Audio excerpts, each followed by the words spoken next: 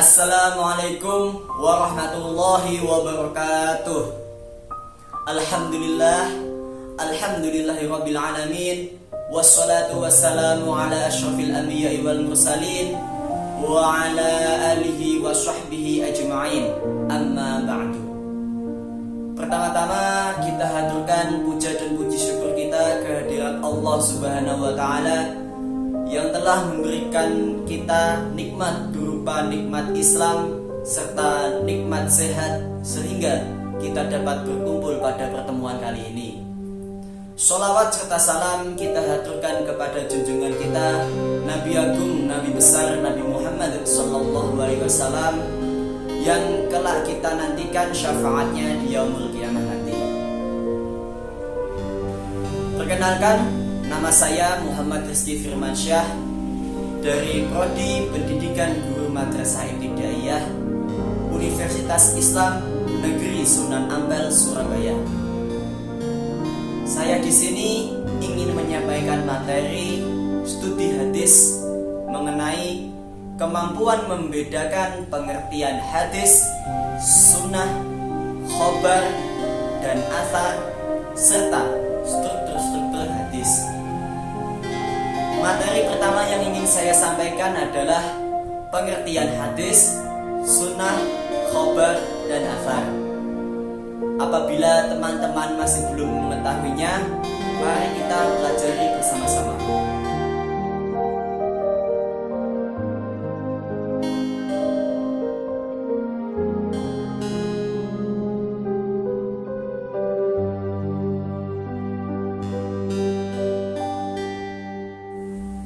Hadis. Pengertian hadis adalah segala sesuatu yang disandarkan kepada Nabi Muhammad SAW, baik berupa perkataan, perbuatan, takrir maupun sifatnya. Ada 3 pendapat mengenai hadis dari para ulama. Yang menjadi pembedanya adalah penyebutan terakhir. Di antaranya ada yang menyebutkan bahwa ihwal atau sifat Rasul sebagai hadis, dan ada juga yang tidak. Ada yang menyebutkan takrir Rasul secara eksplisit sebagai bagian dari bentuk-bentuk hadis, dan ada yang memasukkan secara implisit ke dalam aqwal dan af'alnya.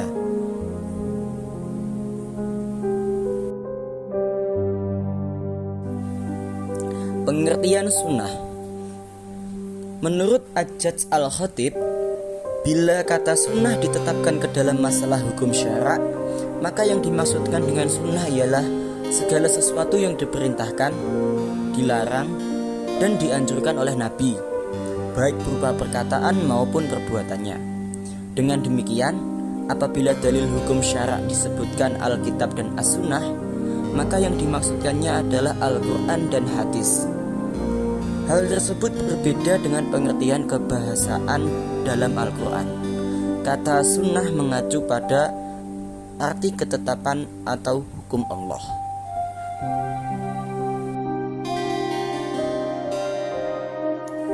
Pengertian khobar. Kata khobar menurut bahasa adalah segala sesuatu yang disampaikan oleh seseorang kepada orang lain. Dari sudut pendekatan bahasa ini, kata khobar sama artinya dengan hadis. Ulama lain mengatakan bahwa khobar adalah sesuatu yang datang selain dari Nabi. Adapun yang datang dari Nabi disebut hadis. Ada juga yang mengatakan bahwa hadis lebih umum dari khobar. Pada keduanya berlaku kaidah umumun wa khususun mutlak, yaitu bahwa tiap-tiap hadis dapat dikatakan khobar, akan tetapi tidak setiap khobar dapat dikatakan sebagai hadis.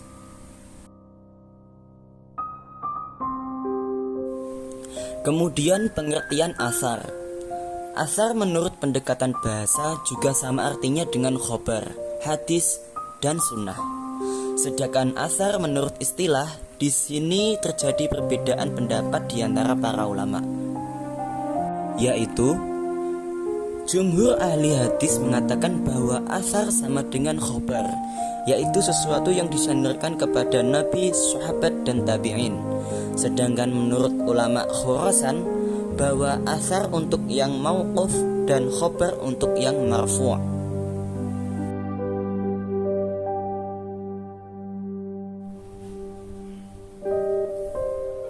Materi kedua yang ingin saya sampaikan adalah bagaimana cara untuk membedakan hadis, sunnah, khobar, dan athar.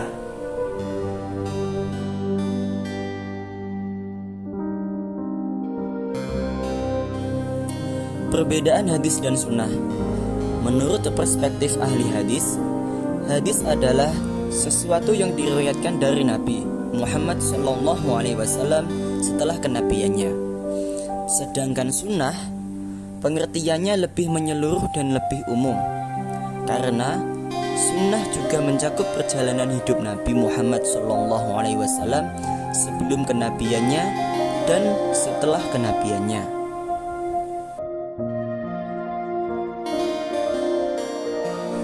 Kemudian perbedaan khobar dan asar. Asar mencakup segala sesuatu yang datang dari sahabat atau tabi'in saja. Sebagian ulama berpendapat bahwa asar sama artinya dengan khobar, yaitu disandarkan kepada Nabi Muhammad SAW. Sedangkan khobar lebih bersifat umum.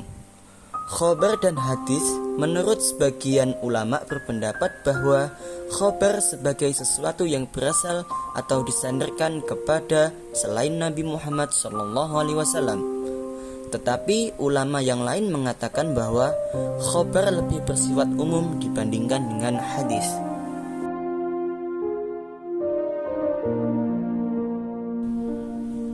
Baiklah, materi ketiga sekaligus materi terakhir yang ingin saya sampaikan adalah struktur-struktur hadis. Struktur hadis.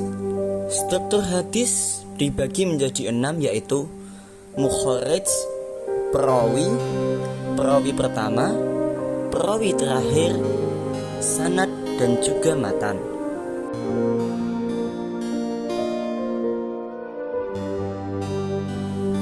Yang pertama ada mukharij, yaitu perawi hadis atau rawi atau orang-orang yang telah berhasil menyusun kitab berupa kumpulan hadis seperti Al-Bukhari, Muslim, Malik, Ahmad, dan sebagainya.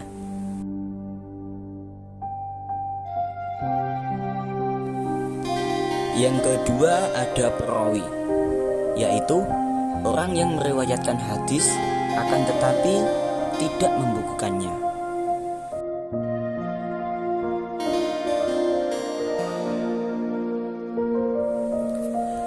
Dan yang ketiga ada perawi pertama, yaitu orang yang meriwayatkan sebuah hadis dalam urutan pertama sesuai sanadnya.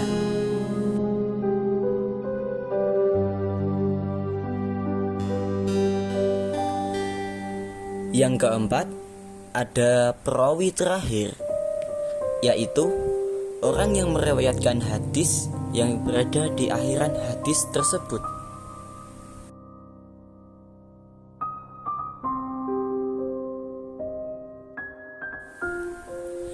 Yang kelima ada sanad. Sanad yaitu urutan orang yang meriwayatkan suatu hadis yang menghubungkan antara matan hadis yang disambung dari Nabi Muhammad SAW.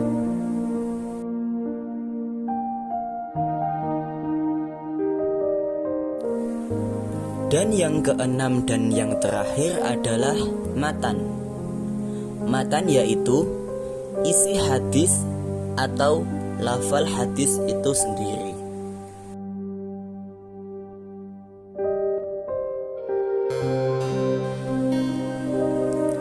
Berikut ini contoh hadis beserta strukturnya.